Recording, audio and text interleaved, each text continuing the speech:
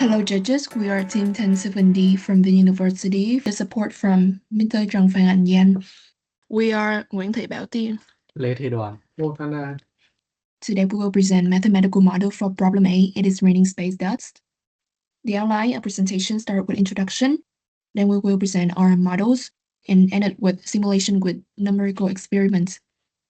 So cosmic dust, made up of tiny particles from sources such as comets and asteroids, constantly enters Earth's atmosphere. These particles vary in size, composition, and speed. And while some particles remain intact as they reach Earth's surface, while others fragment into smaller pieces. Our goal is to construct differential equation model to describe behavior of cosmic dust as it enters the atmosphere. The first problem is model size ablation of dust particle in Earth's atmosphere. Second one is to reconstruct the particle distribution and atmospheric entry based on those found on Earth's surface. So we will set the ground with some pre-calculation before going to the main parts.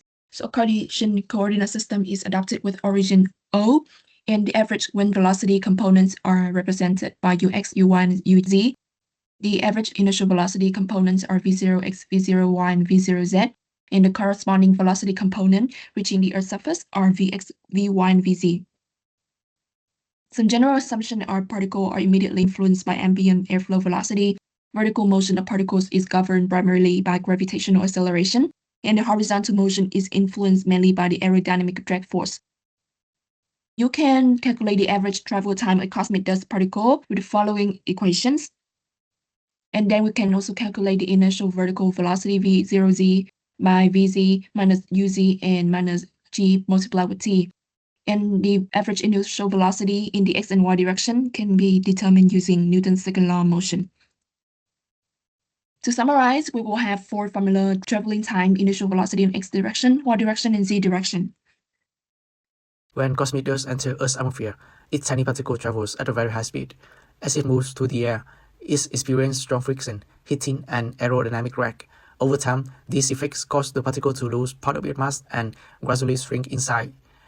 In this part of our model, we wanted to describe how that process happens. To make the problem simpler and still realistic, we started with a few main assumptions. Firstly, we treat each the particles as a small sphere, less than 1 mm in radius. Its shape stays spherical even though it gets smaller as material burns away. Secondly, we assume that the size reduction happens slowly. The particle does not break apart or completely vaporize. Thirdly, even though the temperature rises a lot during entry, we assume its material properties such as density, specific heat, and thermal conductivity stay constant. Fourthly, the particle is assumed to follow the ideal gas law, and the amount of gas inside does not change. Finally, the heat transfer to the particle happens through four main processes: radiation, convection, aerodynamic drag, and ablation. From these assumptions, we can build the main relationships in our model. The first one is between mass and radius. Because the particle is spherical, its mass is proportional to the curve of its radius, so when the radius decreases, the mass will decrease as well. The second relationship links temperature and radius. Using the ideal gas law, we can see that when the temperature increases, the particle expands internally. But because the outside pressure is high, its effective radius actually goes down, so an increase in temperature leads to a smaller radius. Next, we look at the energy balance of the particle. We use the conservation of energy principle to describe how heat is gained and lost during its travel. The total energy change depends on four things: radiative heating from the atmosphere, convective heat transfer between the air and the particle, energy lost from material vaporizing at the surface, and aerodynamic drag. By combining all of these into one equation, we can describe how the radius changes over time as the particle moves downwards. To make the model practical, we substitute realistic values for all of the constants, such as the air density, the drag coefficient, the convective heat transfer coefficient, and the particle velocity. For example, we assume that the particle travels at around 100 meters per second, the air temperature is about 119 Kelvin, and the convective heat coefficient ranges between 500 to 5000 watts per square meter per Kelvin. After substituting this number, the equation becomes solvable using an ordinary differential equation solver in MATLAB or Python. By simulating how the radius decreases over time, we can visualize the entire ablation process for the dust particle. Finally, when we compare the particle size measured on the ground with the model result, we can estimate its initial radius before entering the atmosphere. To the second model for the problem 2 of dust particle distribution with 5 assumptions. The first one is that we assume the Earth's surface is flat. Secondly, the wind's velocity is constant at all altitude. The third one is that the number of particles is conserved, which means that none of it disappears during the process of falling down the dust. And the fourth one is that the dust cloud enters the atmosphere at an altitude bit h as a thin planar to sit parallel to the ground. And our goal in this model is to determine the initial distribution of the dust based on the observable distribution measured at the landing surface. And the last assumption is that the particle cloud diffusion spread following the Gaussian buff model. So let's come to the Gaussian buff model. It can be represented as shown on the screen of the function b with variable x, y, z, and t, in which x, y, z represent the direction of particle along the x, y, and z axis, and origin O located on the Earth's surface directly below the center of the dust cloud as it enters the atmosphere. In the coordinate system of VO of x, y, and z denote the average initial velocity component of the dust, and the big H represents the effective height of the Earth's atmospheric boundary altitude at which the dust begin to interact significantly with the atmosphere. We can see the big U of x, y, and z are the mean wind velocity component along the x, y, and z axis. Meanwhile, sigma of x, y, and z are the function represent the standard deviation of the dust cloud in the x, y, and z direction at the time t, and n0 denote the total number of dust particles, and t of course represent time. So with specific time t, the function b of x, y, z, and t can be considered as number of dust particles in a volumetric fragment in the coordinate system. So it is equal to the derivative of n with respect to v and equal to the partial derivative of n with respect to x, y, and z. Combining with the equation of Gaussian buff model, we can obtain the equation 3. And x and y are distribution coordinates for the entire dust particle system, and they are independent variable. So now we take the integration of both sides of the equation. With the left side, it represents the total number of dust particles on the ground.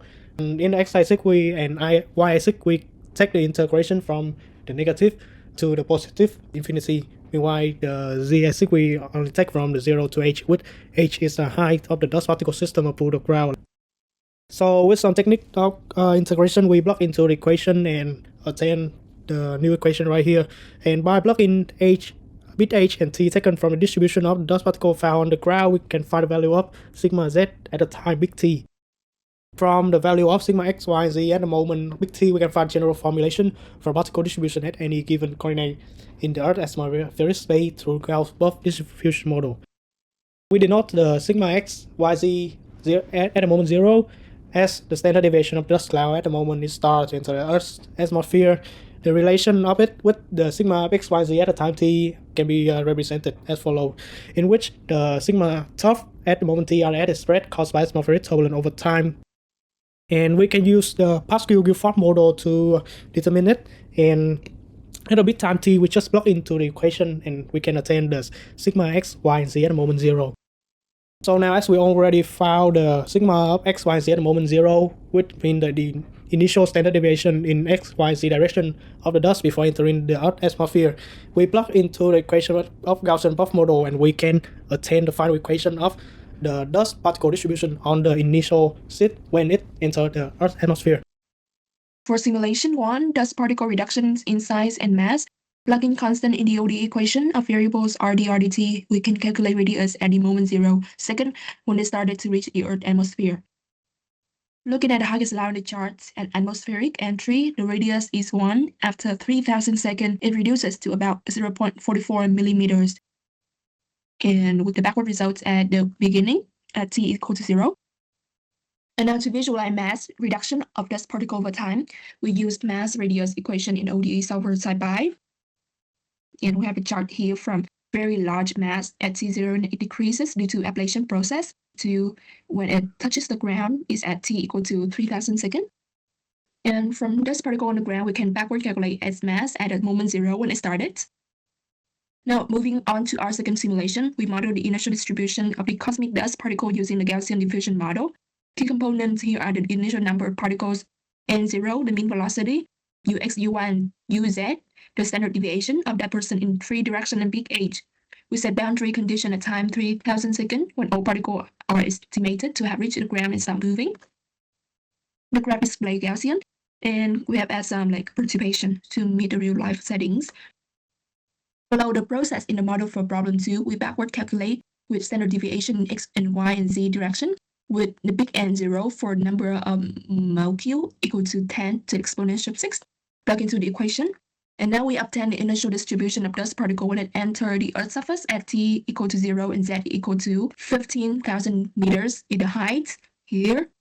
And this graph displays the position of dust center at t equal to 0, which marked at red cross, and at t equal to 3,000 seconds as white plus into the graph. Thank you for listening to our presentation.